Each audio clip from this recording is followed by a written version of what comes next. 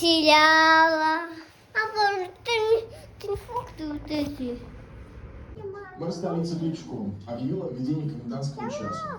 Поступает все больше информации о направлении и целях вторжения российской армии. Владимир Зеленский в Твиттере писал, что российская армия заняла один из аэродромов под Киевом.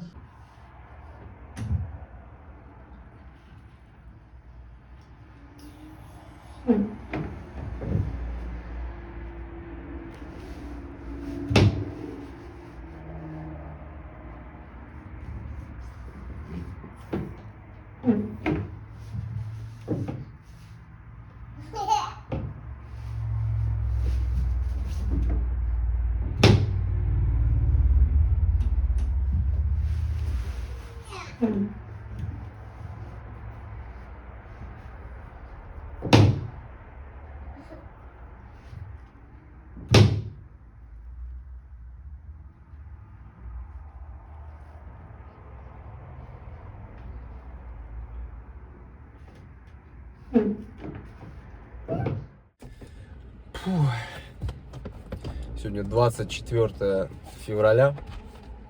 Сегодня проснулся с утра, смотрю, ютубчик включил, а там, оказывается, война началась. Обалдеть, думаю.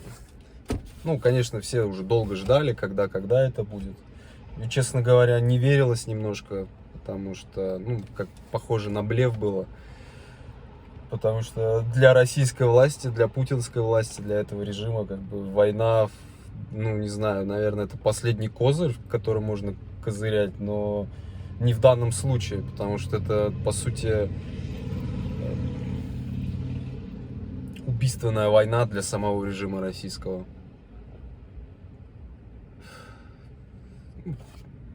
Я даже не знаю, нет слов просто. Очень много сейчас истерики всякой в интернете. Ну, понятно, оправданная истерика, конечно, не с пустого места. Для меня Украина — это родная страна. Я не побоюсь этого слова, потому что это мои первые путешествия были по этой стране.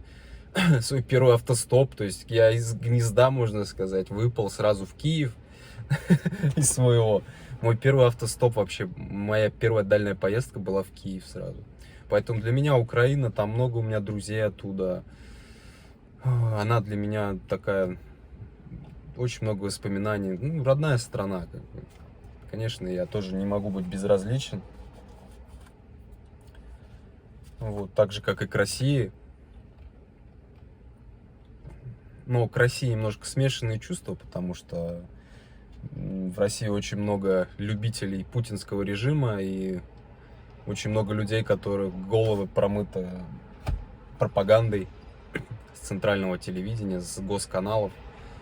Поэтому как-то ассоциируешь, когда страну с этими людьми, как-то перестаешь ее любить. Вот, конечно, но эта война, как бы это кощунственно не звучало, ведет к переменам в России в любом случае. Потому что сейчас мне интересно, как отреагируют западные страны. Вот, но смотря вот эти все новости, все, что вот беспредел происходит со стороны России, честно, хочется пойти вот в американскую армию, пойти воевать. Да, но я не милитарист, я, наверное, не пойду даже в американскую армию, потому что, нет, умирать за какие-то идеалы, из-за каких-то чертей гнит, честно говоря, не хочется. Нет, ну, конечно, почему можно сразу умирать, можно же и выжить, да, но с таким, я не знаю, опрометчиво с таким мнением идти на войну, что ты там вдруг выживешь, вдруг повезет, это глупо. Ну вот. Да, не знаю, и когда у тебя семья, дети, идти на войну добровольно, как мне кажется, это глупо по отношению к детям просто, потому что, ну, по крайней мере, сейчас не та ситуация, чтобы идти на войну и воевать. Сейчас никто не угрожает в целом, да, это Украина, там должна быть полная мобилизация, потому что Украине угрожают. То есть само существование страны фактически под вопросом и определенной свободы. Такая путинский режим нахрен никому не сдался, конечно, и особенно на Украине. Вот, ну это ладно, это все такое. Но, конечно, очень много эмоций у людей, те, кто с Украины. И вот мне интересно, конечно, немножко обидно, когда говорят, что в этом всем виноваты все россияне. немножко обидно это слышать, но это правда. Это правда, и я тоже с этим согласен, что с тем, что происходит в России и то, что творит Россия, виноваты все россияне. За то, что терпят этот режим, за то, что позволяют такое вытворять. То есть, ну кто? Путин же не один человек, который от него, он, как можно сказать, вот этот мозг, а выполняет-то все эти руки. Это же обычные солдаты, обычные люди. То есть все творят обычные люди. У нас просто любят, что всю вину перекладывают всегда вот на вождей, да, так скажем.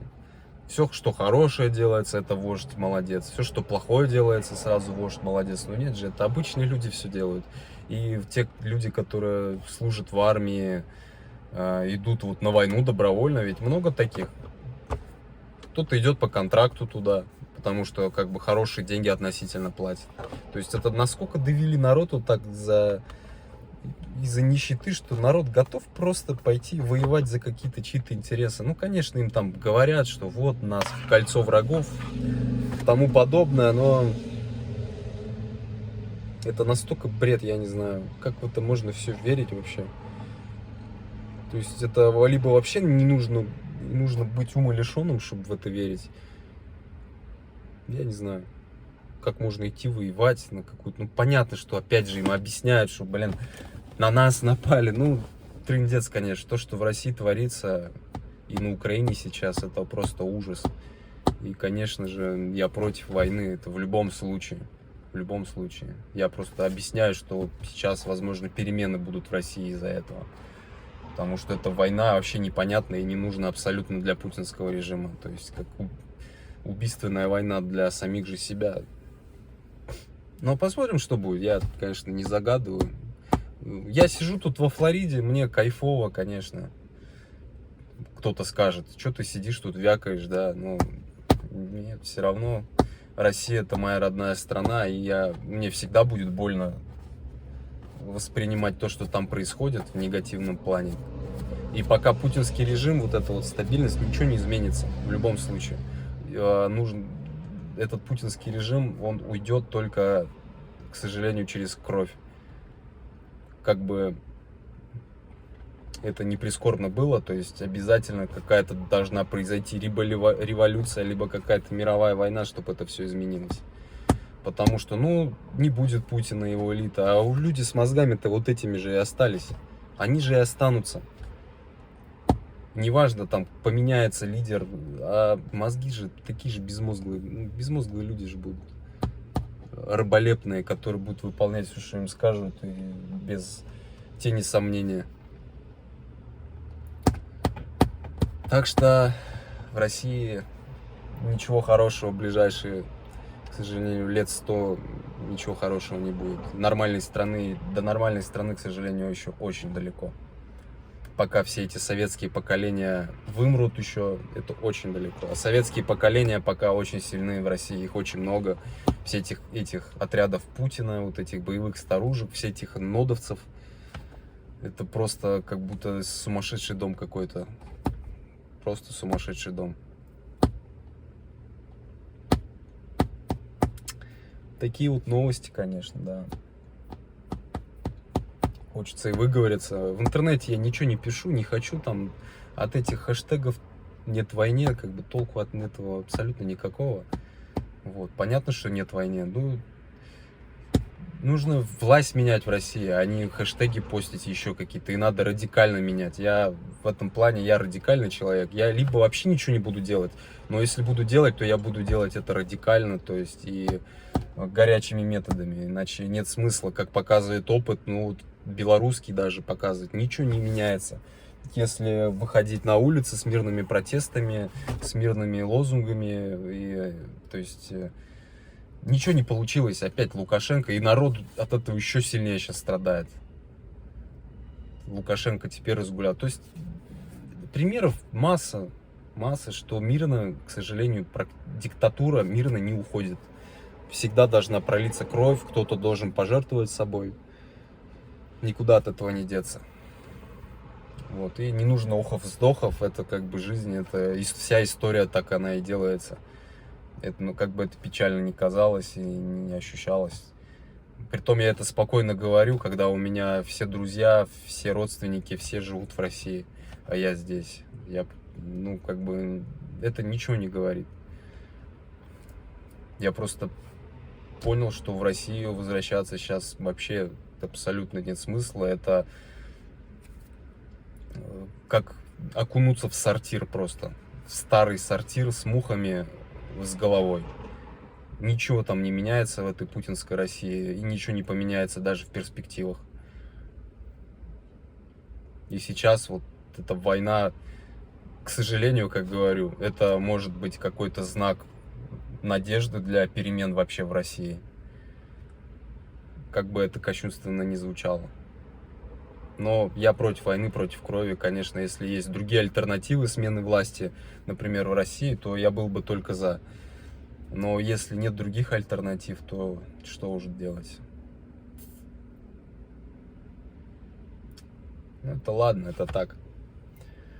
Но, говорю, сегодня вот проснулся, блин, эту голову забил всей этой войной, и просто уже на нервах сидишь сам, потому что понимаешь, хочется что-то сделать, хочется чем-то помочь, ну, не знаю, и понимаешь, что ничего не можешь сделать-то. Что ты можешь сделать? Я же не нахожусь ни в России, ни в Украине. В России сейчас что-то делать против... это тоже... я не вижу той критической массы, которая могла бы сменить режим. Ну, нету этой критической массы. И я не вижу смысла вот выходить с тем набором людей, которые сейчас есть. То есть сдохнуть, сгнить на зоне, как бы тоже перспектива так себе. Отсидеть за свои какие-то правые дела я не собираюсь. Я, конечно, уважение всем тем ребятам там, которые готовы там сидеть, я не знаю, по 10 лет за свои убеждения, за свою правоту, там, например, как Навальный, но сам я, нет, ну нафиг мне это нужно. Я не готов. Не потому, что я там трус, не трус, как бы, ну зачем? Это же не значит признак трусости или еще, это тоже признак безумия, то есть, если ты готов как-то, посмотрев расклад своих карт, идти на рожон, то есть, ну не вижу смысла, не вижу сейчас смысла погибать за свободу России. Нету той критической массы. Людей бесспорно много в России, которые все понимают, что происходит, что это этой путинской власти, но от этой массы еще маленький процент, которые готовы это сделать радикально. Ну, то есть радикально, я имею в виду смысл в том плане, что штурмовать, бить мусоров, штурмовать правительственные здания. Таких людей очень мало. Все-таки советский период из людей сделал. Ну, вообще вся история России — это создание идеального раба. Вот, и сейчас просто мы пожинаем плоды фактически вот этого. Те, кто понимают, все, кто может, те уезжают, просто перестают. Ну, как бы зачем это? Сгнить в тюрьме — это тоже не лучший вариант.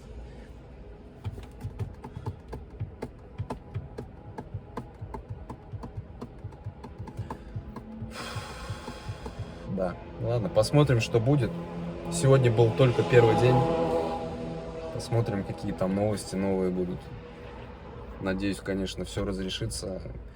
И война остановится, перестанут стрелять.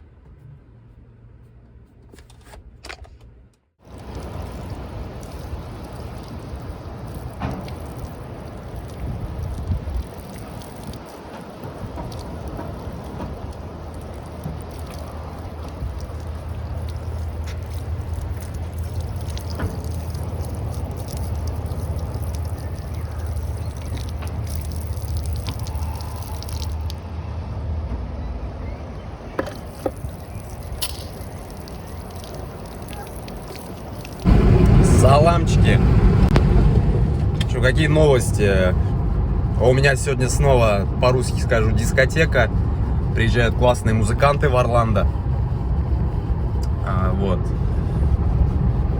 Еду сейчас, чуть часик где-то примерно ехать. Сегодня Line 8 приезжает, Line 8 по-русски. Султан Шепард, Йото, Лейот. Ну, короче, Анджуна Диповская в каком-то плане движуха. Ребята с лейбла Анджуна Дип, точнее. Вот. Еду. Так, вот приехал на место. Сейчас вот тут паркинг, оказывается, $20 въезд. И тут машину либо пешкариком где-то машину оставлять. Ну, хер с ним, там я уже разбираться не стал. Пофиг, думаю, 20-ку заплачу. Вон там все машины стоят. Время, в принципе, есть. Сейчас 5:15 и в 6 вход откроется. Так что еще посижу немножко в машине, покайфую.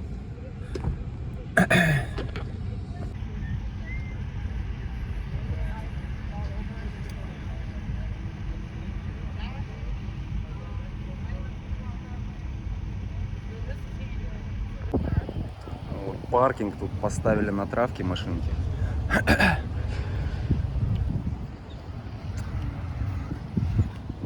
Кстати, телефон сейчас дырку заклеют, у меня камеру я не смогу снимать. Ну, такие правила этого мероприятия, вон там заклеивают, стоят ребята. Так что увидимся.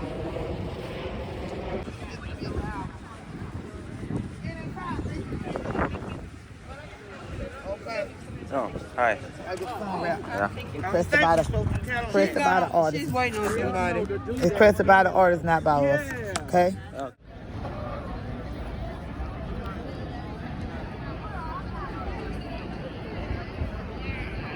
Фух, вот и закончилось. Было обалденно, я вообще кайфанул. Ничего не снимал, ну, как бы запрещено, я же законопослушный теперь стал.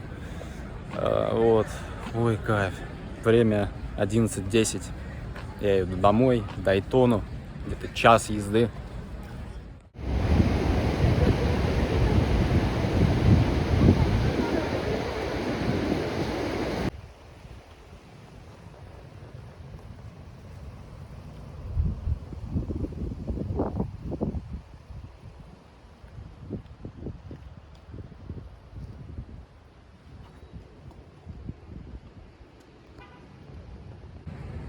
Ох, 28 февраля.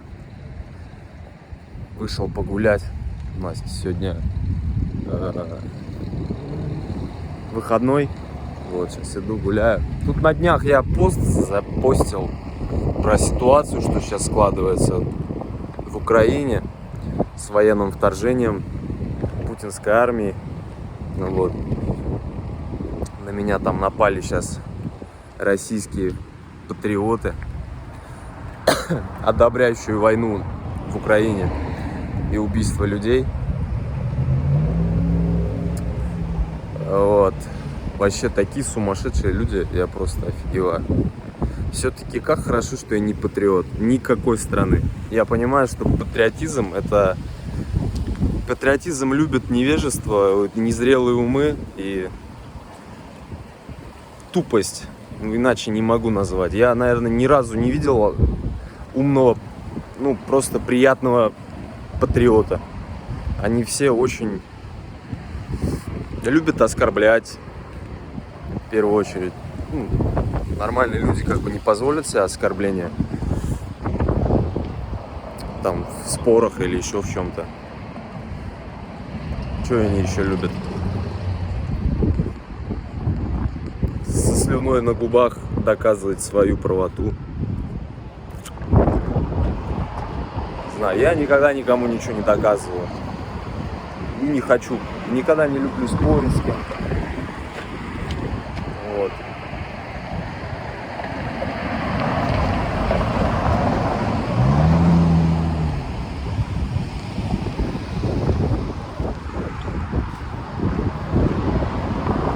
В целом все хорошо. Все нормально. Вот. В соцсетях всех баню, короче, кто там комментирует, что я их всех там сразу в бан, или там какую-то хинею несут. Ну, опять же, одни в основном оскорбления, вот, а потом удивляются, а что это ты удаляешь? Что, правда глаза колют, что ли? Типа того. Я сразу вообще без разговоров всех баню, никого не жалко. А так все нормально. Ну, конечно, вот эти дни сейчас они такие нервные немножко. Из-за этого, ну, вообще ситуация в Украине. И все равно как бы информационное поле сейчас все этим пропитано. Злобой, агрессией, кровью. И поэтому тяжко сейчас. Надо отходить немножко.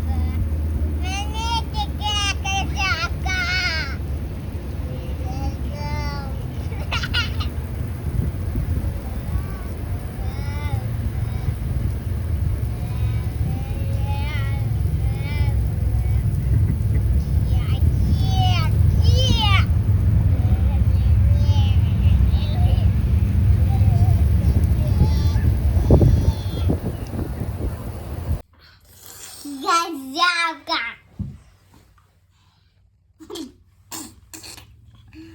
Мама.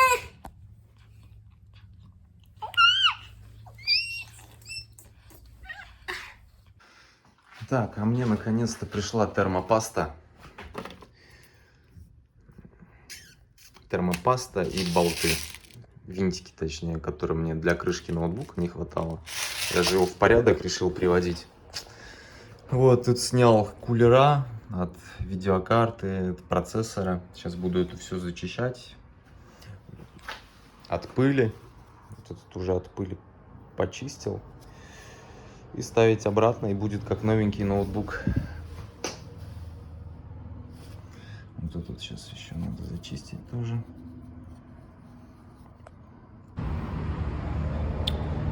Добрый вечер. А может быть и не добрый.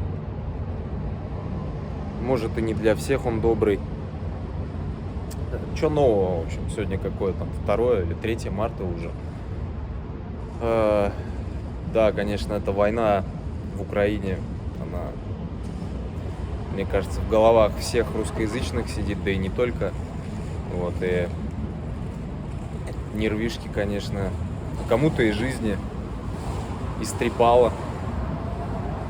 Потому что равнодушно к этому относиться невозможно. Даже не то, что у меня много друзей в Украине, и то, что я там объездил ее всю. Даже, наверное, дело не в этом. Тут дело в как-то справедливости и понимаешь, что эта война вообще как бы ненужная абсолютно.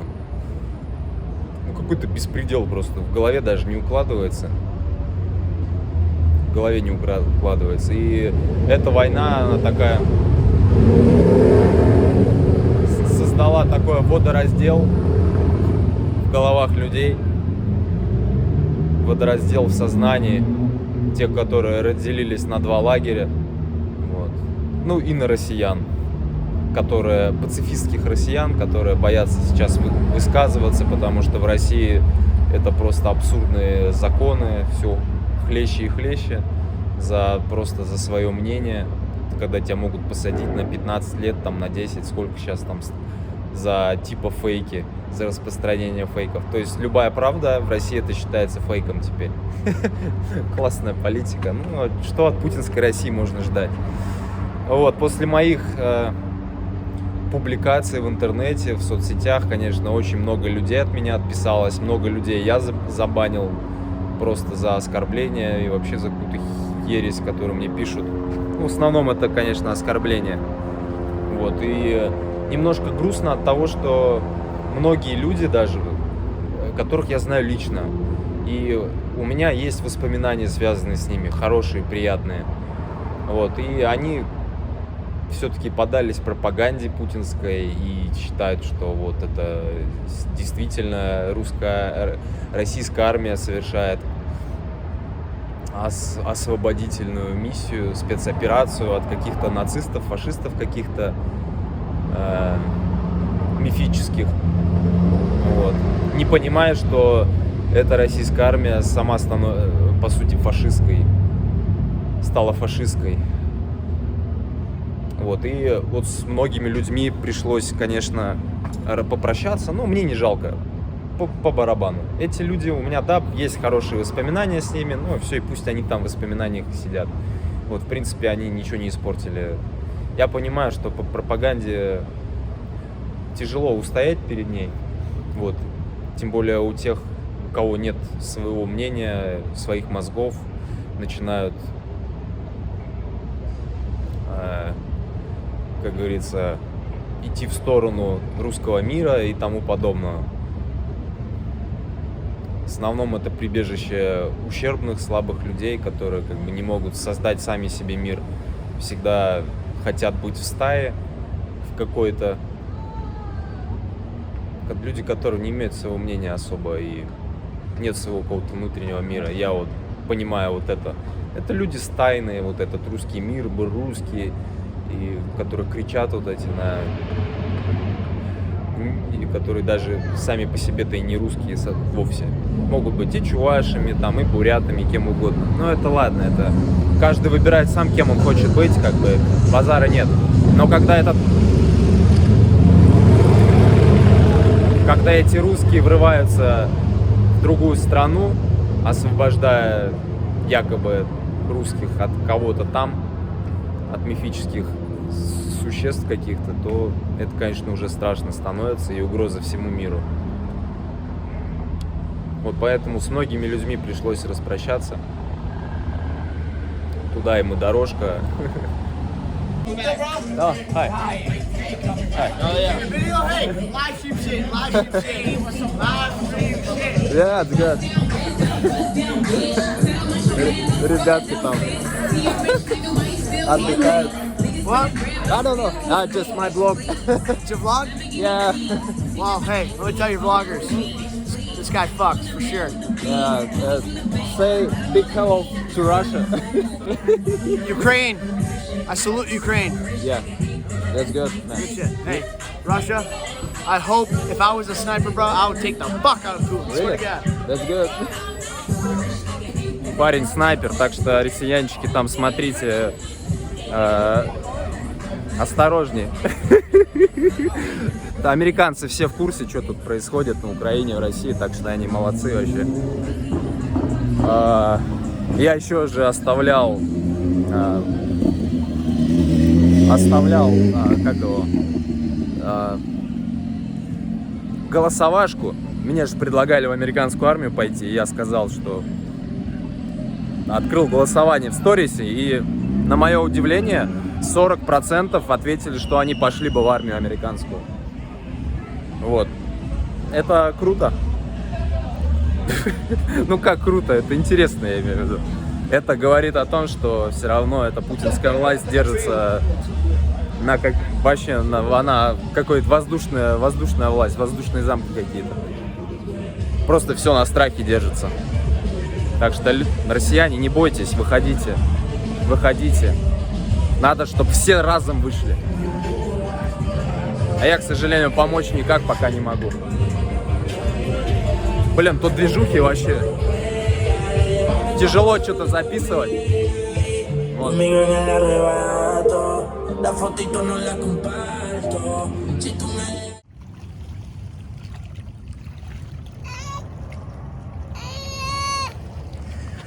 Фух, на рыбалочку тут пришли. Поймал рыбку. Камбалу поймал. Прикольно. Здоровая. Сейчас.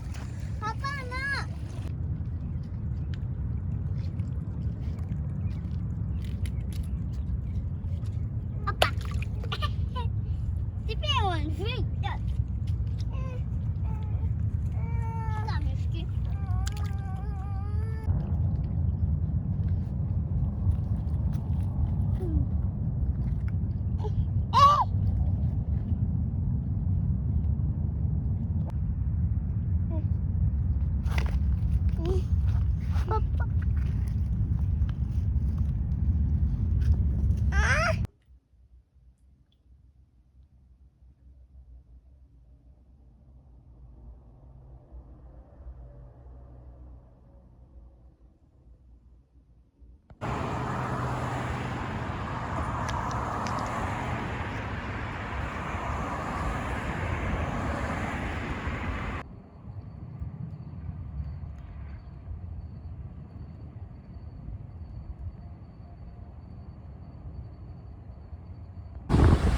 На улице туман, вообще ничего не видно. Вот береговая линия.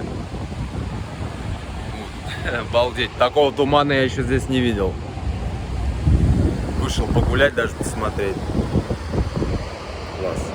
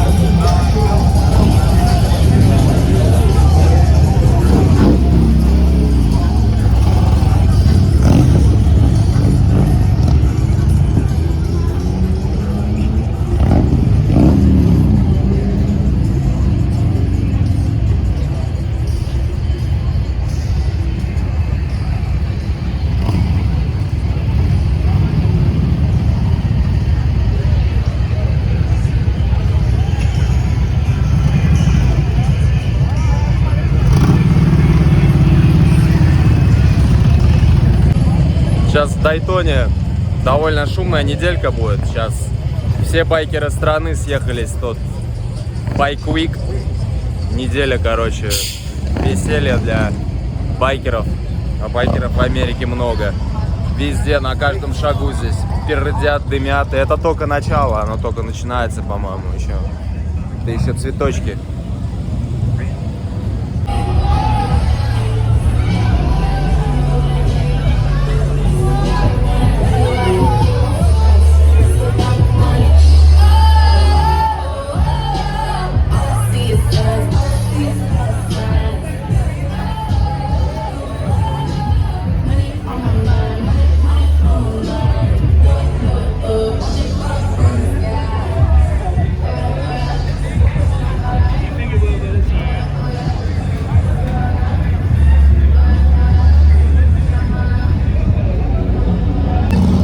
Полицейские вообще повсюду. Там стоят. Вообще столько полицейских я здесь никогда не видел. Только когда мой велосипед штурмом брали. Вот. Смотрю на все мотики, короче, и невольно охота самому мотик. Я давно хотел мотоцикл, на самом деле. Все равно хоть раз в жизни надо мотоцикл заиметь. Вот. Не знаю какой, не знаю когда. Сейчас, конечно, пока вообще не до этого. Не до мотоциклов. Мне бы велосипед бы цепь смазать, там помыть бы его нормально. Вот. А дальше видно будет. Блин, классная движуха тут началась. Летом здесь вот вообще постоянно будут движухи. Все-таки Дайтона это курортный город. Прибрежный. Тут будет веселуха. Ну, не знаю, нужна ли она. Зима, на самом деле, классная была, спокойно. Сейчас, кстати, весна же, да, уже 4 марта какое там пошло. В принципе, мне зима очень здесь понравилась и по температуре, и по комфорту, и то, что народу мало. Но летом тут кипишок. Посмотрим, поживем. Никуда отсюда езжать не собираемся. Так что...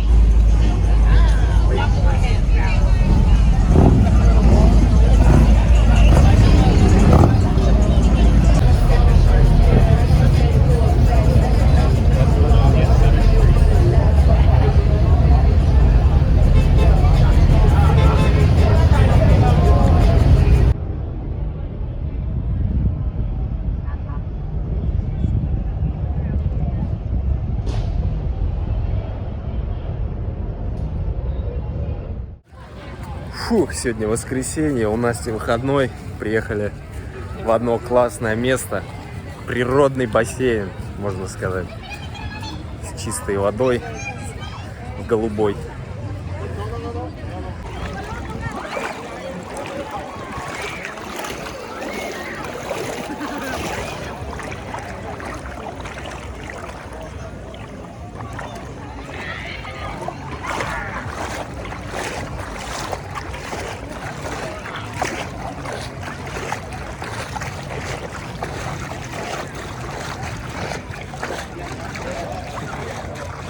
Что за зайчики тут водяные?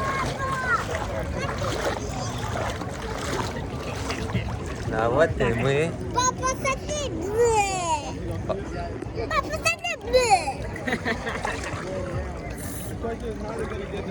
смотри,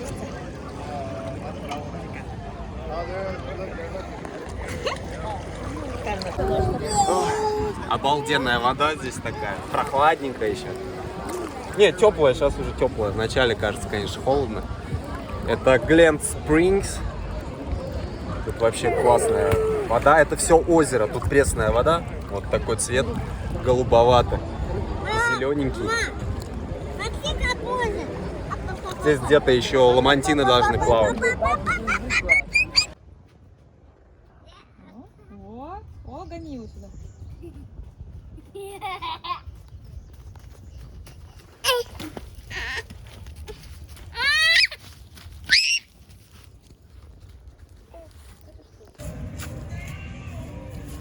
Идем тут на родники какие-то.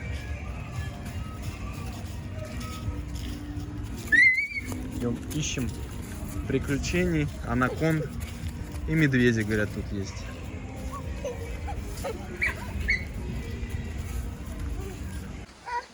Пойдем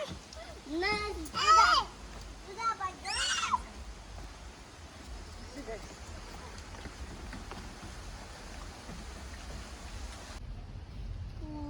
Вот далеко. А куда мама?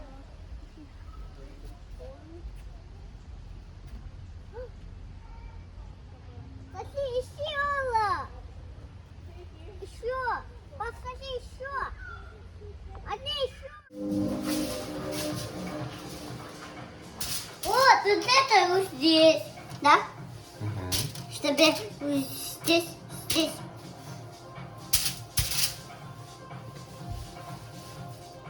Какой?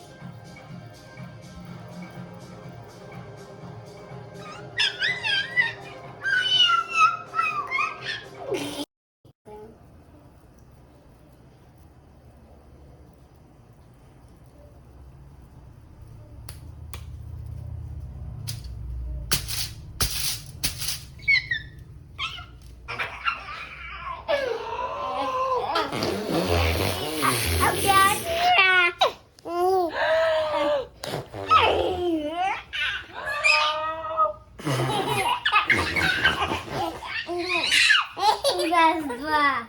Нет.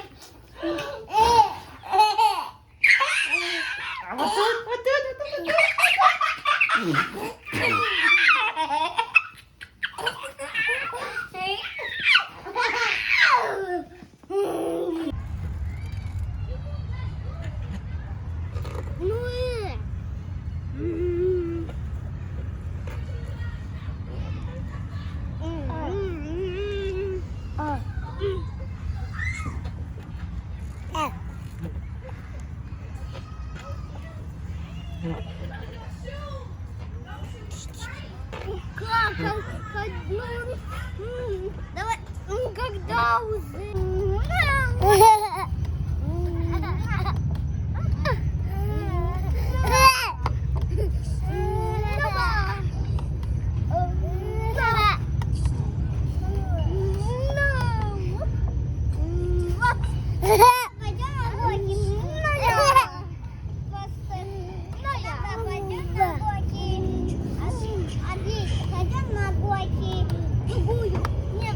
Давай на вот эту другую качелю.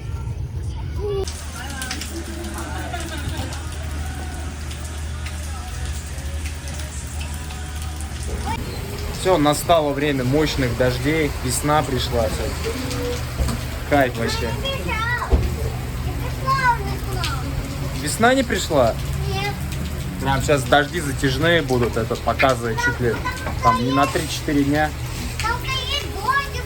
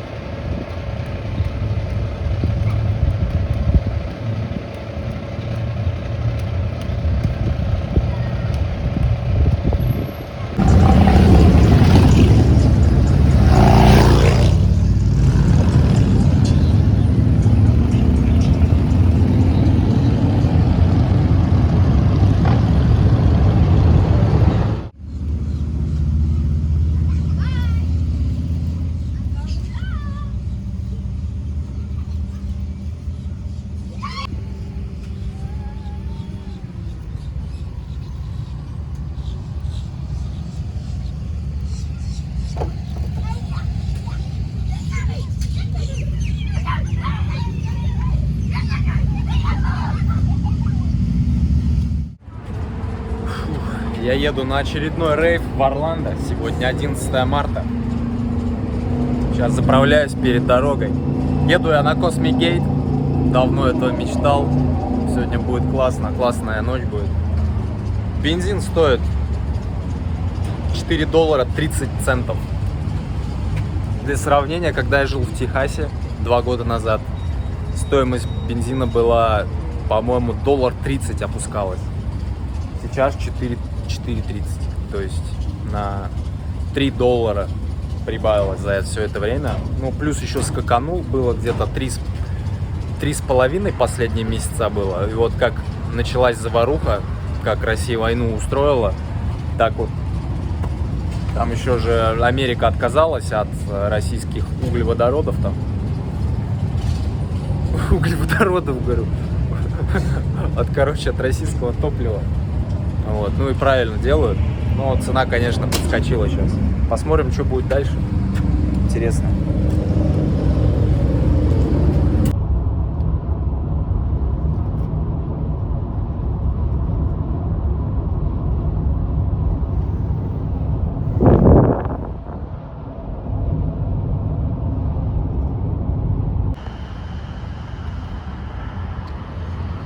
Так, машину парканул, нашел место, тут уже все забито, сегодня пятница вечер, тут бесплатная парковка.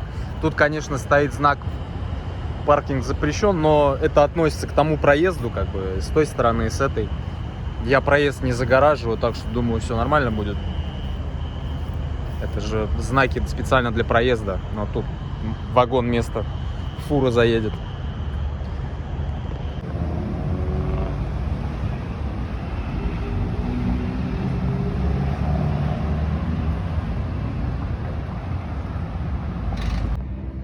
А вот здесь клубешник и находится. Vanguard.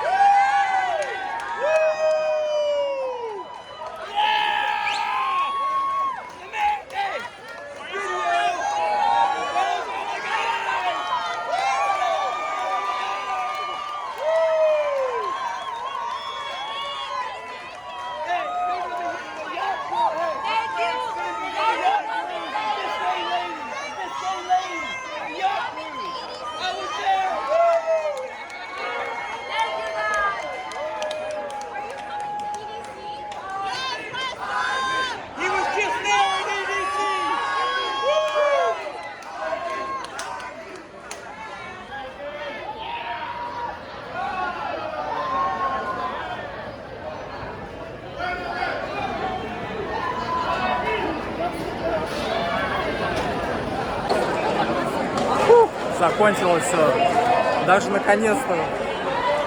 Иногда так в конце хочется уже, чтобы все закончилось.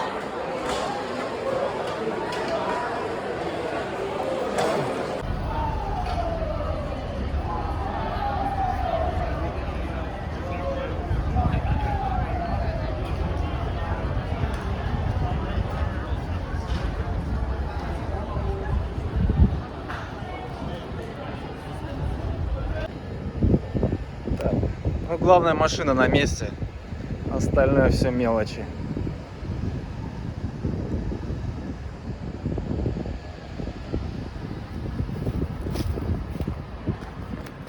Ласточка моя любимая.